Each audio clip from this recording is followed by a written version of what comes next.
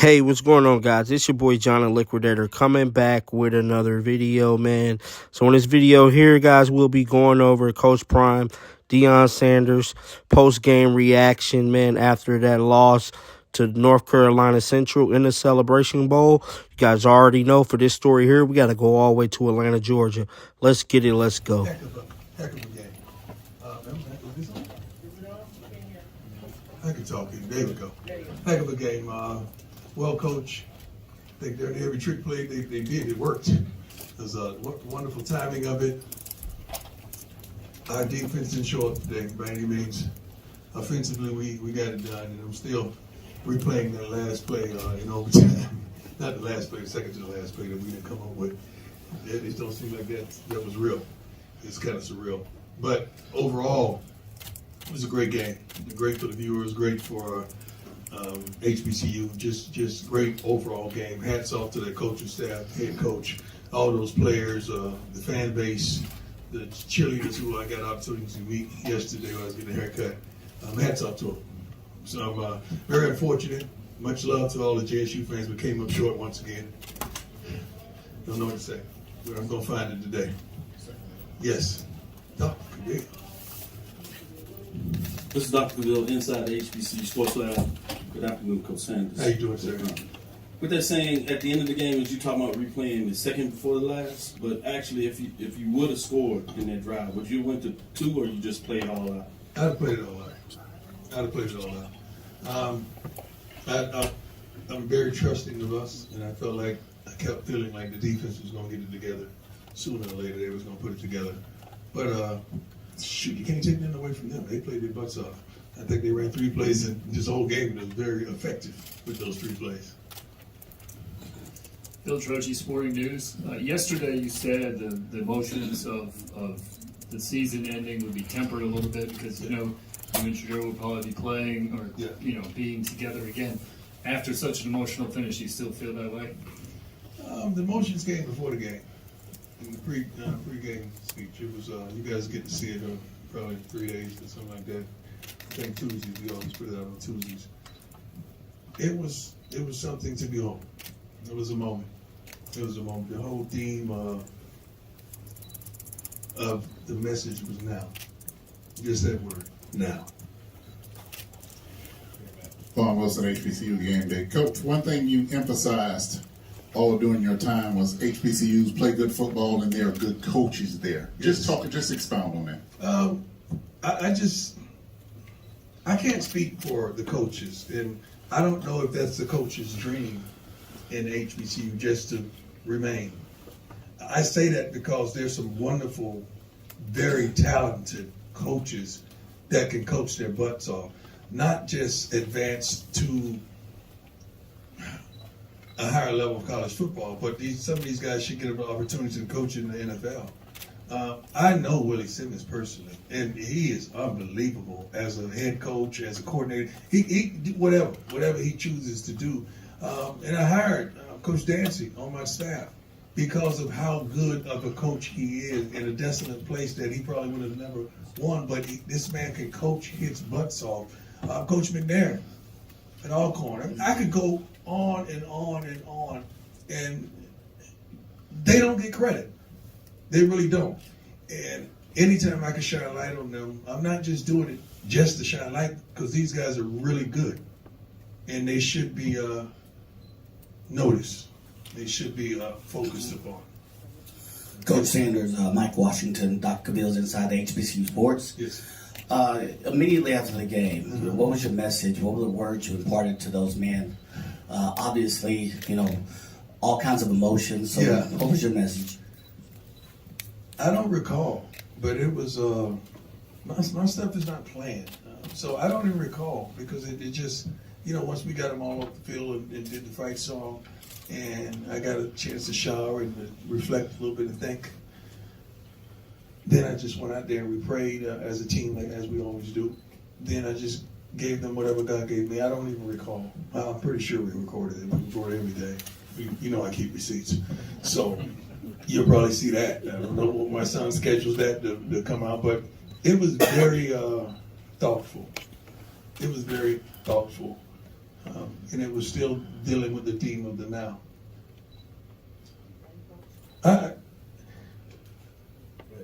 I miss these guys already, man. Like I love them. Like, I don't know how other coaches get down, but these young men, as well as young women that's on the staff, equipment team, and the training staff, we're different. I think one of my gentlemen from Colorado, are you here? He's been telling me and doing a wonderful job, and he wanted to see how we move. So he's been really talking to a multitude of kids on that team, and one of the things that he regurgitated to me was like, man, this is a family, right? He said, this is a darn family. I said, yeah, I mean, it's not easily conceived, but we are. We love like that. We love like that. We truly do. Wilton Jackson, Sports Illustrated. When Travis Hunter caught that touchdown pass, what went through your mind? That's the first part. And then the second part of the question I want to ask is, how do you view your legacy at Jackson State now? When Travis caught the touchdown pass, like, all right, we finally, like, I was expecting that a couple plays prior, but we finally got it at the end. Make sure we hit the extra point. I'm thinking ahead. I don't play or coach for legacy. I coach for kids. I coach for resolutions. I coach for love and passion. It's not a job to me. I read the stuff every now and then. I don't read everything because I ain't got that kind of time. But to even fathom the fact that I would do something for money and God has been good to me financially, that blows my mind. Because you didn't say that when I was in the hospital for a month and I came on the sideline in a wheelchair. Did I do that for money? When I'm reaching in my pocket and paying for stuff, did I do that for money? When I'm loving on these kids and doing stuff that you wouldn't even fathom that a coach would do, did I do that for money? Money don't move me. I move money. Coach Roland Martin, there were two emotional moments after the game. You were picking players off the bench, but also in the tunnel. You embraced Robert Brazile. Yeah. And both of you are very emotional. Talk about those two situations after the game. I wanted to have a last opportunity to speak to my team as a unit. So that's why I was trying to get them in and comfort them as well. Because a lot of those young men were emotional because we didn't fathom a loss. We don't think like that. With Robert Brazile, that's like Big Brother. That's like Big Brother. That's like Uncle. And I feel like I let him down. Like that's my man. Like I called a few people before accepting the job to let him know what I was contemplating. And he was one of the ones because I wanted his blessing. And I wanted to understand the lay of the land because I didn't really know a lot about the HBCUs. And he's been there every step of the way. He's done things that you don't even understand. But he's been there for me to give me guidance and comfort and love and wisdom. And I sincerely love him. And I feel as though I let him down. And that's going to be with me for the rest of my life. I love him that much. He's in the meetings on Friday just to be there for us. He's always there. Whenever he could make the games, he's there. And the young men love him, not because of what he's accomplished, but who he is to us. And I just feel that way. So for everything that you did, how do you feel like you let him down? For everything you accomplished? We lost, man. We lost twice. I'm a winner. I know I don't just measure. I'm sorry, sis. I just had a complaint. I apologize. I don't measure everything by W's and L's because, graduation rate, people staying out of trouble legally. I think we have several kids that are fathers. I want them to be great fathers. You can't measure that kind of stuff. But, not winning, you measure that kind of stuff. But I feel like we won, but we didn't win that game. But that's just me. I just feel like I let him down. And that hurts. I love him that much. I want to make note to a man that's been there for me. Throughout all this, I've lost several people. through this short journey of Jackson. And my pastor was one of them.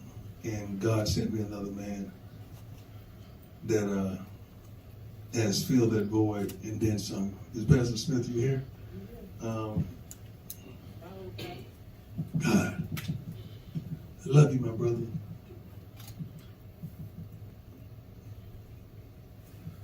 They don't understand what I dealt with in the hospital, do they? They have no clue. But you did, and you were there. And you came every time I needed you. Pick up the phone every time I call you. So a lot of things we may seem to make it seem like it's easy, but it's not easy spiritually or physically or psychologically or emotionally. But God will send you a man, and God send you. So I just wanted to recognize you in your city, in your town, and let you know how much you mean to me. I love you, Pastor. We good, sis? Hey, guys, some of you I may never run across again. I hope I do. Dr. Gabriel, I love you, colors. Way to change the game up on them. Hey, but let me tell you something. We would have never gotten to the level that we've gotten to if it had not been for y'all. The good and the bad. You know, some of y'all just got a negative pen and you're going to do what you do. God bless you. I need you too. I need y'all too. Because then another guy with a positive pen going to flip that whole thing. But thank you just for shining light on HBCUs. I'm not walking away. I'm going to still always love HBCUs in my time. Ashley Robinson gave me an opportunity that was phenomenal, and I was able to maximize my moments. But if it had not been for those opportunities, I probably wouldn't have received those other opportunities that I have received.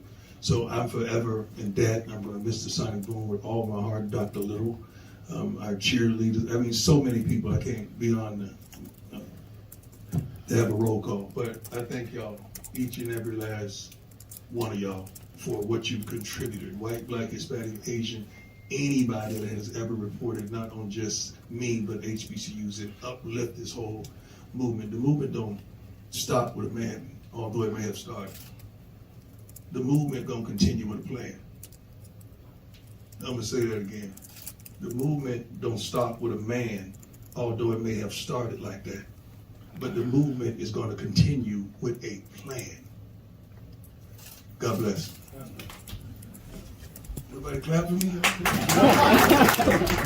There you guys have it, man.